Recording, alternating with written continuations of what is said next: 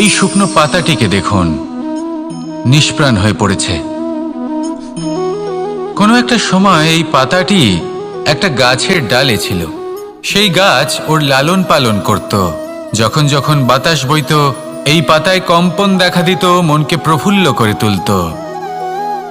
কোনো একদিন এই পাতা গাছের ডাল থেকে ঝরে পড়ে গেল। নিঃসন্দেহে ও নিজের স্বাধীনতা পেল, কিন্তু আস্তে আস্তে শুকিয়ে গেল, নিষ্প্রাণ হয়ে গেল। দেখুন, আমি এই কথা বলছি না যে স্বাধীনতা অনুচিত, কখনোই না। কিন্তু যে কোনো পরিস্থিতিতে স্বাধীন হতে চাওয়া এটা নিশ্চিতরূপে অনুচিত। আমরা যদি আমাদের জীবনে পরিবারের গুরুত্ব ভেবে দেখি, তাহলে এই পরিবারে যতই মতভেদ থাকুক না কেন, যতই মনোমালিন্য থাকুক না কেন, যতই বিবাদ থাকুক না কেন, এই সব মিটিয়ে নেওয়া অত্যন্ত প্রয়োজনীয়। সেই সব কিছু সমাপ্ত করা অত্যন্ত প্রয়োজনীয়। কখনো এই পরিবারকে ভাঙতে দেবেন না, কখনো এই পরিবার থেকে দূরে চলে যাবেন না। এই পরিবার হলো আমাদের জীবনের একটা অমূল্য সম্পদ, অমূল্য এক আশ্রয়, যা এই সংসারে হয়তো কোথাও আপনি পাবেন না। তাই একে আগলে রাখুন। ভেবে নিন আপনি পাতা আর আপনার পরিবার সেই গাছ। আসুন আমার সাথে ভালোবেসে বলুন, রাধা রাধা। অনেক সময় আমরা জীবনে অনেক মানুষকে এমন বলতে শুনে থাকি যে আমি অসফল হয়েছি কারণ আমার সময় ভালো যাচ্ছিল না। আমি এই জিনিসটা লাভ করতে চাইছিলাম কিন্তু করতে পারলাম না কারণ আমার সময়টা ভালো যাচ্ছিল না। আমি আমার জীবনে ওই মহান কাজটা করতে চাইছিলাম কিন্তু করতে পারলাম না। কেন? কারণ আমার সময়টা ভালো যাচ্ছিল না। কিন্তু যে মুহূর্তে ভালো সময় আমার জীবনে আসবে, আমি সব কিছু প্রাপ্ত করব। এমন প্রায় প্রত্যেকেই বলেন। আসুন একটা কথা বোঝা যাক। একজন মালিকে দেখুন, সে প্রত্যেক দিন গাছের সেবা করে, তাকে জল দেয়, তার যত্ন আত্তি করে। কেন? প্রত্যেক দিন সেই গাছ ফল দেয় না। সঠিক সময় এলে তবেই সেই গাছ ফল দেয়, কিন্তু প্রত্যেক দিন মালি তার সেবা করে, তাকে যত্ন করে। শুধুমাত্র তখন করে না যখন সেই গাছ ফল দিতে সক্ষম। আর যদি মালি গাছের যত্ন প্রতিদিন না করে, তাহলে হয়তো সেই গাছ ফল দিতেই পারবে না। এটাই হলো আমাদের জন্য একটা শিক্ষা। যখন সময় আমাদের জন্য অপেক্ষা করে না, তখন আপনি সময়ের জন্য কেন অপেক্ষা করছেন? ভালো সময়ের জন্য অপেক্ষা করবেন না। ভালো এবং শুভ কর্ম দ্বারা ভালো সময়কে নিজের কাছে টেনে আনুন। নিরন্তর কর্ম করুন, পরিশ্রম করতে থাকুন। শুভ সময় আপনা থেকেই আপনার কাছে আসবে। আসুন আমার সাথে ভালোবেসে বলুন, রাধা রাধা। একে বালি বলুন, মাটি বলুন বা ধুলো বলুন, এ দিয়ে কত কিছু করা সম্ভব। এ দিয়ে আপনি নিজের বাসস্থান নির্মাণ করতে পারেন, প্রাচীর গড়ে তুলতে পারেন, অট্টালিকা নির্মাণ করতে পারেন। কিন্তু যদি এই বালিকে আপনি মুষ্টিবদ্ধ করে রাখতে চান, তাহলে তা হাত থেকে ফসকে যাবে। আপনি কখনোই একে মুষ্টিবদ্ধ করতে পারবেন না। এরকমই হয় আমাদের জীবন, আর এরকমই হয় সময়। এই মুষ্টিবদ্ধ করা বালির মতো। সময়কে আমরা বাধা দিতে পারবো না, আটকেও রাখতে পারবো না। এ হলো প্রবাহমান। জন্ম থেকে মৃত্যু পর্যন্ত এই যে সময়, তা খুবই সীমিত। আর এই সময় আমরা যেটাই করি তার দ্বারাই আমাদের মূল্য নির্ধারিত হয়। আর এই সংসার থেকে চলে যাওয়ার পরেও এই সংসার এই সব কর্মের জন্যই আমাদের মনে রাখে। তাই যদি আপনি এটা ভাবেন যে আজ যে কর্ম করার ছিল আমি না হয় কাল করে নেব, কাল আমার লক্ষ্যে পৌঁছানোর কথা ছিল আমি পরশু পৌঁছব, না, এই সময় খুব মূল্যবান, একে নষ্ট করবেন না। এই সময়কে সদ্ব্যবহার করুন, মহান হবার পথে অগ্রসর হন। একে যদি মুষ্টিবদ্ধ করে রাখার চেষ্টা করেন, এই সময় থেমে থাকবে না। আসুন আমার সাথে ভালোবেসে বলুন, রাধা রাধা। আমাদের জীবনে অনেক ধরনের ব্যক্তি এসে থাকেন। কেউ কেউ আমাদের সাথে থেকে যান, কেউ আমাদের থেকে দূরে চলে যান। কেউ ভালো মানুষ হন, কেউ খারাপ মানুষ। কিন্তু আমরা সবসময় সেই সময়টাকে নিয়ে দুঃখ প্রকাশ করি যখন আমাদের জীবনে কোনো খারাপ ব্যক্তি প্রবেশ করেন। তারা আমাদের খারাপ অনুভূতি দেন, দুঃখ দেন, কষ্ট দেন। আমরা সবাই তাকে ভালো মন্দ কথা বলি। কিন্তু কেন? এমন বিভিন্ন ধরনের মানুষ, খারাপ মানুষ, ভালো মানুষ সবার জীবনেই আসেন এবং সকলকেই একটা অমূল্য শিক্ষা দান করে যান।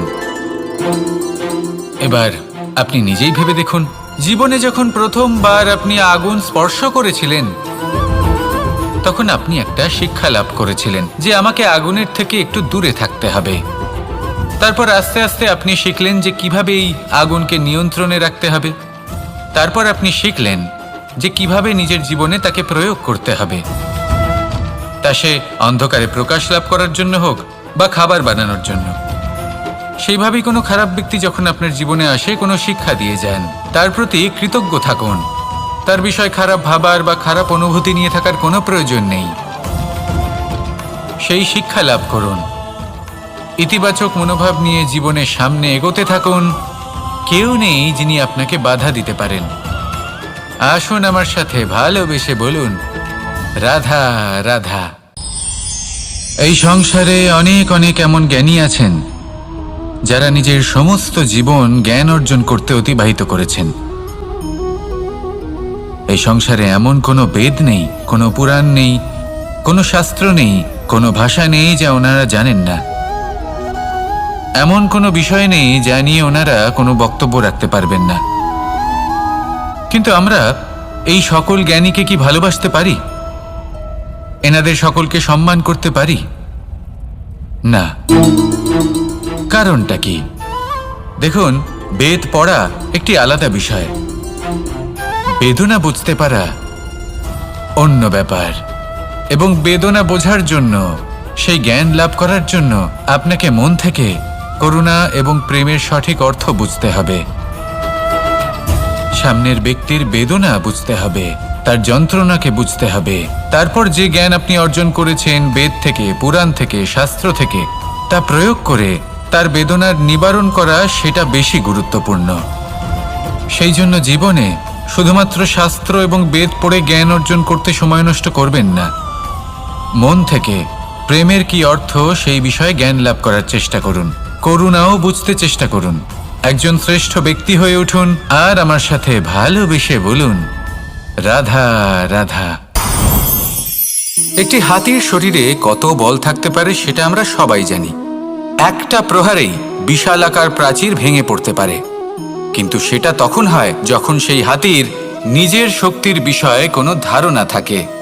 যদি সেই হাতিকেই বন্দি করে নেওয়া হয় তাহলে সেই হাতি তার পরাধীন থাকার অভ্যাস হয়ে যায়। এই পরনির্ভরশীলতা আমাদের শরীরকে নয়, আমাদের মনকে বন্দি করে ফেলে। আর তার পরিণাম হলো এটাই যে আমাদের নিজেদের ওপর নিয়ন্ত্রণ থাকেই না। যদি নিজের ওপর নিয়ন্ত্রণ না থাকে তাহলে নিজেদের প্রকৃত শক্তির সাথে আমরা কিভাবে পরিচিত হব? সেই জন্য এই সংসারের সবথেকে বড় আনন্দ হলো স্বাধীনতা। এই স্বতন্ত্রতাকে আনুন নিজের বিবেচনায়, নিজের চিন্তাভাবনায়, নিজের জীবনে। কারোর কথায় প্রভাবিত হবেন না। নিজের বিবেকবোধ জাগ্রত করুন এবং এগোতে থাকুন। যখন এই বিবেচনা স্বতন্ত্র হবে তাহলে এই মন, জীবন স্বতন্ত্র হয়ে উঠবে। আর তখনই নিজের আসল শক্তি আপনার সামনে আসবে। আপনার সাহস, আপনার প্রতিভা আপনি জানতে পারবেন। তখনই জীবনে এগোতে পারবেন। তাহলে আসুন আর আমার সাথে ভালোবেসে বলুন, রাধা রাধা। এই সংসারে যে ব্যক্তিই হোক না কেন, প্রত্যেক ব্যক্তির জীবনে সমস্যা অবশ্যই আসে। এমন কিছু মানুষ আছেন, যদি তাদেরকে জিজ্ঞেস করেন যে এমনটা ঠিক কেন হলো, তাহলে পুরো দোষটা তারা নিজেদের পরিস্থিতির ওপর ন্যস্ত করেন। যে আমি তো এমন একটা পরিস্থিতিতে ছিলাম, আমি কিভাবে কিছু করতাম, আমার কাছে আর কোনো বিকল্পই ছিল না। চলুন কথা বলা যাক মহাভারত নিয়ে। ভীষ্ম পিতামহ, ওনাকে জিজ্ঞেস করা হলো আপনি এরকম প্রতিজ্ঞা কেন করলেন? উনি বললেন যে আমি পরিস্থিতির অধীন হয়ে পড়েছিলাম, সেই জন্য। এই প্রশ্নটাই যখন অর্জুনকে করা হলো তখন অন্য একটি দিক প্রস্ফুটিত হলো। অর্জুন নিজের পরিস্থিতির কারণে জীবনে কখনোই বাধা পড়েননি। তিনি সিদ্ধান্ত নিয়েছিলেন সংঘর্ষ করার, সংসারের নিয়মের বিরুদ্ধাচারণ করার। এই সংসারে আপনি যা কিছুই হয়ে উঠতে পারেন তার সমগ্র শ্রেয় শুধুমাত্র আপনার পরিস্থিতির ওপর চাপিয়ে দেওয়া যায় না। সেটা নির্বাচনের উপর নির্ভরশীল যে সেই পরিস্থিতিতে আপনি কি নির্বাচন করেছেন। যদি সেই মুহূর্তে ভীষ্ম পিতামহ স্থিরতার সিদ্ধান্ত নিতেন, বিশ্লেষণ করার সিদ্ধান্ত নিতেন যে কি উচিত কি অনুচিত, কারা ধর্মের পক্ষে কারা ধর্মের বিপক্ষে, যদি শুধুমাত্র অস্ত্র হাতে ধৃতরাষ্ট্র এবং দুর্যোধনের বিরোধিতা করতেন, যদি শুধু এটুকু করতেন, তাহলে মহাভারতের মতো মহাযুদ্ধ কখনোই হতো না। সমস্যা সবার জীবনেই আসে, কঠিন পরিস্থিতিও সকলের জীবনে আসে। সেই ব্যক্তি এগিয়ে যেতে পারেন যিনি শ্রেষ্ঠ নির্বাচন করার ক্ষমতা রাখেন। তাহলে সেটাই করুন আর আমার সাথে ভালোবেসে বলুন, রাধা রাধা। রাধা কখনো কখনো আমার জন্য বড়ই সুগন্ধি আতর নিয়ে আসে, পারিজাত ফুলের মালা নিয়ে আসে আমার প্রসাধন করবে বলে, এবং আমার সব থেকে বেশি প্রিয় মাখন নিজে হাতে বানিয়ে আনে আমাকে নিজে হাতে খাইয়ে দেবে বলে, সবকিছু আমাকে প্রসন্ন করবে বলে। কিন্তু আপনি কখনো ভেবেছেন যে এই আতর কিভাবে বানানো হয়? সহস্র ফুলের পাপড়ি একসাথে পিষে নিতে হয়, তারপরে তার থেকে যে রস নিঃসৃত হয় সেই রস দ্বারাই আতর তৈরি হয়। অনেক সংখ্যক ফুলকে অসীম যন্ত্রণা ভোগ করতে হয়, তবে তারা আমার প্রসাধন সামগ্রী হয়ে উঠতে পারে। দুধ থেকে মাখন তৈরি করার জন্য কতটা পরিমাণ মন্থন সহ্য করতে হয় সেটা আপনি জানেন। ঠিক সেই রকমই হলো আমাদের জীবনও। বিপদও আসে, কঠিন পরিস্থিতিও আসে, এর সম্মুখীন হতে শিখুন। মনে রাখবেন, আপনি হলেন সেই দুধ যাকে মন্থন সহ্য করতে হবে মাখন হয়ে ওঠার জন্য। মনে রাখবেন, আপনি হলেন সেই ফুলের মতন যাদের পিষ্ট হতে হবে সুগন্ধি আতর হয়ে ওঠার জন্য, যাকে এই সংসার পছন্দ করে। কখনো কখনো জীবনে আপনার সাথে খারাপ শুধুমাত্র এই কারণে ঘটে যাতে আপনার শ্রেষ্ঠ রূপ এই সংসারের সামনে আসতে পারে। শুধুমাত্র কঠিন পরিস্থিতি এবং বিপদকে একটা সুযোগ হিসেবে দেখার চেষ্টা করুন। আপনার জন্য এই সংসার বদলে যাবে, সংসারকে দেখার দৃষ্টিভঙ্গি পাল্টে যাবে, আপনার ভাগ্য পাল্টে যাবে, আর এই মন প্রসন্ন হয়ে বলবে, রাধা রাধা। জীবনে অনেক সময় আমরা এটা দেখে থাকি যে আগামী প্রজন্ম সেই কাজটি করে যেটা তার পূর্ববর্তী প্রজন্ম করে গেছেন। একটা উদাহরণ দিই, তাহলে দেখুন, একদিকে আছে মাতা পিতা যারা আজীবন সংঘর্ষ করেছেন ধন অর্জন করার জন্য, তারপর তারই সন্তান তার সাথেই লড়াই করে তার থেকে সমস্ত সম্পত্তি ছিনিয়ে নিল। তারপরে যত সময় অতিবাহিত হয় সেই সন্তানের সাথেও সেই একই ক্রিয়া ঘটতে থাকে, তার সন্তান তার সমস্ত সম্পত্তি ছিনিয়ে নেয়। তাহলে এমন কি সঞ্চয় করবেন যা পরবর্তী প্রজন্মকে দিয়ে যেতে পারেন সেই বিষয়ে ভাবুন। ভেবে দেখুন, এই যে ধন সঞ্চয় আপনি করছেন এর আসলে লাভ কি? অবশ্যই আবশ্যক, কিন্তু এটাই কি শুধু সবথেকে গুরুত্বপূর্ণ বিষয় যেখানে আপনি জানেন যে আপনি এই সম্পত্তি ভোগ করতে পারবেন না, কারণ এই সমস্ত সম্পত্তি আপনাকে পরবর্তী প্রজন্মের হাতে সঁপে দিতে হবে। তাহলে ধন সঞ্চয় করুন, কিন্তু এমন একটা সম্পত্তি কেন সঞ্চয় করা উচিত নয় যার উপভোগও আপনি করতে পারবেন, পরবর্তী প্রজন্মকেও দিয়ে যেতে পারবেন, আর মতভেদও হবে না। এমন সম্পত্তি আছে, আর এই সম্পত্তি হলো প্রেম। যদি আপনার মনে কোনো কিছু সঞ্চয় করার বাসনা জেগে ওঠে, তাহলে প্রেম সঞ্চয় করুন। সেটা পরবর্তী প্রজন্মও পাবে এবং সেই প্রজন্ম ভবিষ্যতে ভালোবাসা ছড়াতে থাকবে, আর তখন এই মন সুপ্রসন্ন হয়ে বলবে, রাধা রাধা। জ্যোতিষ একটা বিদ্যা, এ হলো একটা বিজ্ঞান। যে নক্ষত্র দশায় আপনি জন্মগ্রহণ করেছেন, যে স্থানে আপনার জন্ম হয়েছে, এগুলো আপনার জীবনের দিশা স্থির করার ক্ষেত্রে গুরুত্বপূর্ণ ভূমিকা পালন করে। কিন্তু যে রাশিতে আপনি জন্ম নিয়েছেন আর আপনার যা নাম স্থির হয়েছে, সেটা আপনার ভবিষ্যৎ নির্ধারণ করবে তা আবশ্যক নয়। রা দিয়ে রাম এবং রা দিয়ে রাবণ, এই দুজনের রাশি সমান ছিল, কিন্তু একজন নিজের শক্তির দুর্ব্যবহার করলেন। স্বর্ণ লঙ্কার অধিপতি রাবণ, চতুর্দিকে বিজয়ী হওয়া সেই ব্যক্তি নিজের পতনের সম্মুখীন হলেন।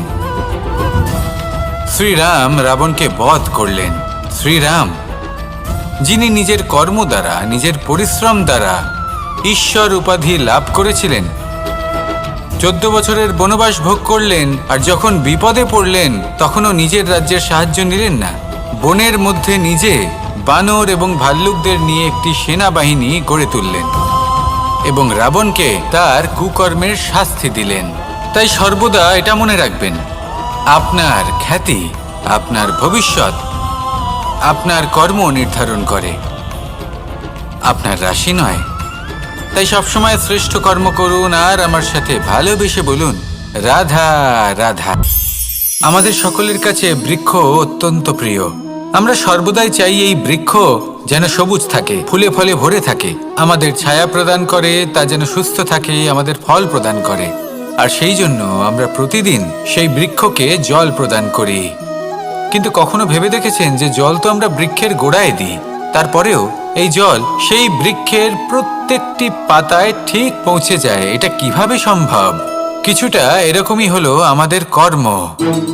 যদি এই পৃথিবীতে থেকে শুদ্ধ মনে সৎকর্ম করেন, এই কর্ম সোজা ঈশ্বরের কাছে গিয়ে পৌঁছয়। যদি শ্রদ্ধাভাব নিয়ে, সমর্পিত হয়ে, শুদ্ধ চিত্তে আপনি কাউকে সেবা করেন, তা সে মাতা পিতাই হোক, পরিবার হোক, গুরু হোক, পশুপক্ষী হোক বা সমাজ হোক, তাহলে সেটা সোজা ঈশ্বরের চরণে সমর্পিত হয়। সবসময় সবসময় শুদ্ধ চিত্তে সমর্পিত হয়ে এবং মনে শ্রদ্ধা ভাব নিয়ে কর্ম করুন। ঈশ্বর নিজে থেকেই এর ফল আপনাকে প্রদান করবেন। আসুন আমার সাথে ভালোবেসে বলুন, রাধা রাধা। আশা এবং বিশ্বাস মানুষের জীবনের দুই অমূল্য স্তম্ভ। এটাই হলো ঢাল এবং এটাই হলো অস্ত্র। এটাই আমাদের রক্ষা করে এবং এটাই আমাদের জীবনের পথ প্রশস্ত করে। কিন্তু ছোট একটা সমস্যা আছে। এবার যদি আপনি বটবৃক্ষের থেকে এই আশা রাখেন যে এ আমাকে ফল দেবে, তাহলে সেই আশা ভঙ্গ হওয়াই স্বাভাবিক। আর যদি আপনি বিশ্বাস করেন যে খেজুর গাছ আপনাকে ছায়া প্রদান করবে, তাহলে সেই বিশ্বাসও অবশ্যই ভঙ্গ হবে। তাহলে কি করা উচিত? চোখ বন্ধ করে যে কাউকে বিশ্বাস করার আগে বা যে কারোর থেকে আশা রাখার আগে নির্বাচন করুন যে কার ওপর বিশ্বাস রাখতে চান, কার ওপর আশা রাখতে চান। তবে আমি তো বলবো যে বিশ্বাস করতে হলে নিজের ওপর করুন, যে এই সংসারে এমন কোনো কাজ নেই যা আপনি করতে পারেন না। আর শুধু কর্ম করতে থাকুন আর ভরসা রাখুন ঈশ্বরের ওপর, যে উনি আপনার কর্ম দেখবেন আর আপনাকে আপনার কর্মফল অবশ্যই দেবেন, আপনাকে সাফল্য দেবেন। যদি আপনার বিশ্বাস অটল হয়, নিরন্তর পরিশ্রম করেন, তাহলে ঈশ্বর কখনোই আপনার আশা ভঙ্গ হতে দেবেন না। আসুন আর আমার সাথে ভালোবেসে বলুন, রাধা রাধা। যখন মানুষের মৃত্যু হয় তখন কি হয়? অনেক সংখ্যক মানুষ শোক পালন করতে চলে আসেন। যে ব্যক্তি মৃত্যু লাভ করেছেন তার অনেক বস্তু থাকে যেগুলো তার প্রিয়, যেগুলো তিনি ব্যবহার করেছেন।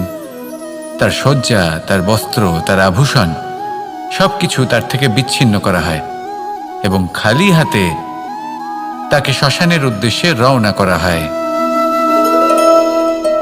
আমি আপনাকে এই প্রশ্ন করতে চাই, আপনি এই সংসারে কি অর্জন করেছেন? ধন সম্পত্তি, বস্ত্র, আভূষণ, এই সব কিছু যে আপনি অর্জন করেছেন, আপনার মৃত্যুর পরে তা আপনার থেকে দূর হয়ে যাবে। এর উত্তর হলো একটাই, আপনার কর্ম। শুধু সেটাই আছে যা একান্ত আপনার, আর শুধু সেটাই এই সংসার থেকে চলে যাওয়ার পরেও সংসারেই জীবিত থাকবে। যদি আপনি দুষ্কর্ম করেন তাহলে এই সংসার আপনাকে একটি অনুচিত উদাহরণ হিসেবে মনে রাখবে যে এই ব্যক্তি খুব পাপী ছিল, অনুচিত কর্ম করতেন। যে পথে তিনি চলেছেন সেই পথে কারোর চলা উচিত নয়। সেখানেই যদি আপনি সৎকর্ম করেন তাহলে সংসার চিরকাল এটাই বলবে যে খুব ভালো মানুষ ছিলেন, সবাইকে ভালোবাসতেন, সবাইকে সাহায্য করতেন, আমার খুব প্রিয় মানুষ ছিলেন। এটাই হলো শ্রেষ্ঠ কর্ম। সেই জন্য জীবনে শুধুমাত্র ধন সম্পত্তি আভূষণ এই সব অর্জন করতে গিয়ে নিজের মনোনিবেশ করবেন না। শ্রেষ্ঠ কর্ম করুন। সংসার থেকে চলে যাওয়ার পরেও এই কর্মই এই সংসারে আপনাকে জীবিত রাখবে। আসুন আমার সাথে ভালোবেসে বলুন, রাধা রাধা। কখনো কখনো অন্ধকারের সাথে লড়াই করার জন্য আমরা প্রদীপ জ্বালাই। এতে প্রথমে সলতে রাখি, তারপর তেল ঢালি, তারপর আগুন জেলে এটা প্রজ্বলিত করি। তারপর একটা সময় আসে যখন এই প্রদীপ নিভে যায়। কারণটা কি? কারণ কি এটা যে প্রদীপের প্রকাশমান হওয়ার ক্ষমতা সমাপ্ত হয়েছে? না, এই যে আগুন আমরা দেখতে পাচ্ছি, এই আগুনের জন্য যে শক্তির প্রয়োজন হয় তা আসে এই তেল থেকে। যদি এই তেল সমাপ্ত হয়ে যায় তাহলে এই প্রকাশ তাও সমাপ্ত হয়ে যায়। আর আমাদের জীবনে এই তেল হলো আমাদের কর্ম, আর এই আগুন আর এর দ্বারা উৎপন্ন হওয়া প্রকাশ আমাদের ভাগ্য। যত আমাদের কর্ম ক্ষীণ হতে থাকবে, আমাদের ভাগ্য সৌভাগ্য কোথাও না কোথাও লুপ্ত হয়ে যাবে। যে উজ্জ্বল ভবিষ্যৎ আমরা চাইছি তা কখনো লাভ করতে পারবো না যদি কর্ম না করি। ঠিক যেমন তেল ছাড়া অগ্নি উৎপন্ন হয় না, তেমনি কর্ম ছাড়া সৌভাগ্য হয় না। আর যেমন কর্ম তেমন ভাগ্য। তাই সবসময় কর্ম করতে থাকুন, কর্ম করা থামাবেন না। আর আমার সাথে ভালোবেসে বলুন, রাধা রাধা।